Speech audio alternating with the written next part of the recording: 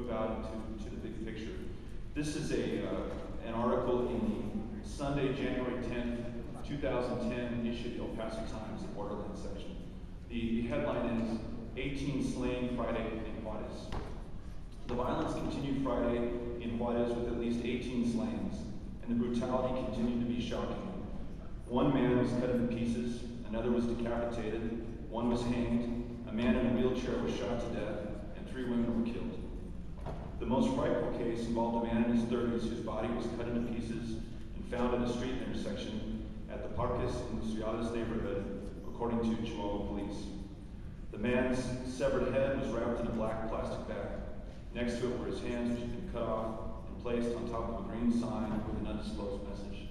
That gets you through about a quarter of the article. And I could have read from literally thousands of articles that have been written about this violence, both in our local papers, in the El Paso Times, and the Diario, and in the international press that's come to cover this violence, this terrorism, this seeming anarchy that's taking place on the streets of Juarez. I can tell you about the young boy, 6 or 7 years old, who was killed this summer. He's a student. He was a student here in El Paso, in the El Paso Independent School District. He was driving on the street in Juarez with his dad. His dad was killed right in front of his eyes in broad daylight. The little boy opened the door, ran down the street. The gunman hunted him down and shot him in the back of the head and killed him. Broad daylight, absolute impunity. And so those are some of the details, and there are literally thousands of them. There were 2,650 of those details last year, a little over 1,600 the year before, not to mention the extortions, the kidnappings, and all the accompanying violence that these criminal syndicates have employed. To look at some of the big numbers, I mentioned that 2,650 Juarezans, more or less, were brutally murdered last year. Compare that to, and Juarez is either a city of 1.5 million at its peak, or some people are saying after this drug violence, it's close to 1 million or under. Compare that to New York City, a city of 8 million people that had 461 murders last year. Juarez is undoubtedly, and this unfortunately doesn't get represented in the United States press, but is undoubtedly the most violent city in the world. If you compare it by any metric, murder rates per 100,000 or any other form of violence, Juarez is clearly the most violent city in the world today. This drug violence has produced 7,000 orphans. 100,000 people, a very conservative estimate, have left the city so far. 30,000 of those people have come to El Paso. 1/3 of all teens in Ciudad Juarez neither work nor are in the educational system. 134 minors, children under the age of 18, have been killed in this drug violence in the last 2 years. 10,000 businesses, it was reported last week, have closed in Ciudad Juarez, and tens of thousands of homes. One report said close to a quarter of homes in Juarez have been abandoned since this drug violence started. So it's very clear to me, and I think to anyone who studies the figures, that Juarez is a failed city. There's no doubt about it. The number one reason that we organize under a civil government is for public safety, and that obviously can no longer be guaranteed, to the point that the mayor of Ciudad Juarez lives in El Paso, Texas. And you have to think, when in the course of human history has the mayor of a major city not only not lived in the city that he's supposed to govern, but has lived, in fact, in another state and in another country? So that says something hopefully shocking to us about what's going on in Juarez.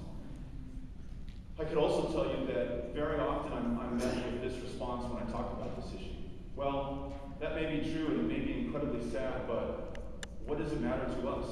El Paso is the second safest city in the United States. When Juarez had 2,650 murders last year, we had under 15. That violence that's happening over there, that's bad people killing bad people, they say. Why should I get involved in that? I could transition from the humanitarian side of this and the moral argument and talk about the economic argument in about how many El Pasoans' jobs are dependent on the success of Juarez. And but for Ciudad Juarez and but for Mexico, El Paso really would not have much of a reason to exist. So I can very firmly establish the case that the failure of Juarez is tied to the success or failure of El Paso. And by extension, the success or failure of Mexico is tied to the success or failure of the United States. So with that being the case,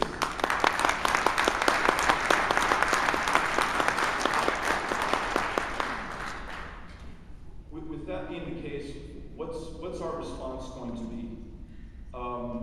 And the responses that I've seen from our elected leaders, from our community leaders, from everyday citizens on both sides of the border vary widely, but come down to a couple of options. One is to do nothing, which is what I described earlier. You know, it's almost as though people are responding to a natural disaster, perhaps an earthquake or a tornado or floods, and this is God-given and God-directed, and let us allow it to pass, and then life can go back to normal. There's nothing we can do. This is beyond human control. Or we can continue with more of the same, or an aggressive approach of more of the same, which basically is to further militarize the situation. I know Gustavo de la Rosa Hickerson is here and can speak more eloquently about this than I can, but that would involve more federal police, more federal Mexican troops in Ciudad Juarez, who, much like the cartels in this one respect, act with clear impunity. Of all the allegations of abuse, of torture, of misconduct by the Mexican military, Mexican federal police, I believe not one has been resolved, and I'm under the understanding that all have been dismissed. So we can do that, plan Merida, 1.4 to 1.6 billion. We can pour more money to buy more guns and equipment and train more federal Mexican police officers. To what end, I don't know.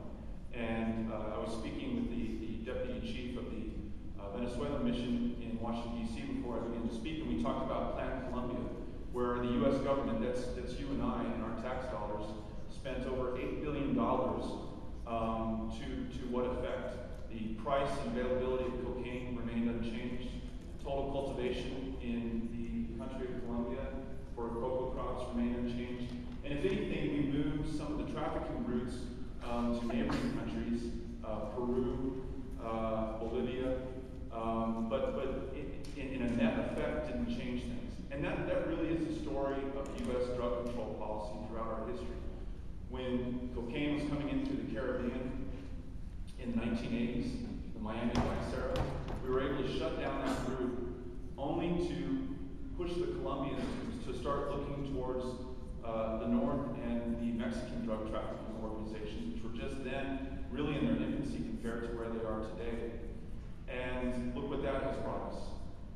And so I think that doing nothing or doing more of the same won't really change the status quo, which is literally killing Ciudad Juarez, threatens to devastate El Paso, and frankly I think has really negative implications for the United States at large. What I think we need to do is rethink the issue and start at its source.